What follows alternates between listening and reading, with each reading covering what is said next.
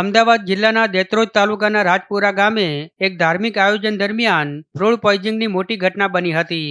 ગત રાત્રિએ ગામમાં યોજાયેલા એક કાર્યક્રમમાં પ્રસાદીના નાસ્તા તરીકે સેવ ખમણી પીરસવામાં આવી હતી, જે ખાધાના ગણતરીના સમયમાં જ 60થી વધુ ગ્રામજનોને ઉલટી, ઉબકા અને ચક્કર આવવાની સમસ્યા શરૂ થઈ હતી. જોતજોતામાં અનેક લોકોની તબિયત લથડતા ગામમાં અફરાતફરીનો માહોલ સર્જાયો હતો. બાળકો અને વૃદ્ધો સહિત 60થી વધુ લોકોને ફૂડ પોઈઝનિંગની અસર થઈ હતી.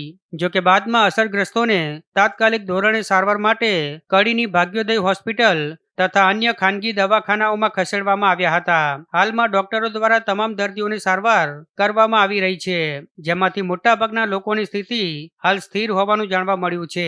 તો બીજી તરફ ઘટનાને પગલે સમગ્ર પંથકમાં ભય અને ચિંતાની લાગણી પ્રસરી ગઈ છે. ત્યારે દેત્રોજ આરોગ્ય તંત્ર અને ફૂડ એન્ડ ડ્રગ્સ વિભાગની ટીમોએ ઘટના સ્થળે પહોંચી સેવ ખમણીના સેમ્પલ લઈ લેબોરેટરી પરીક્ષણ માટે મોકલી વધુ તપાસ હાથ ધરી છે.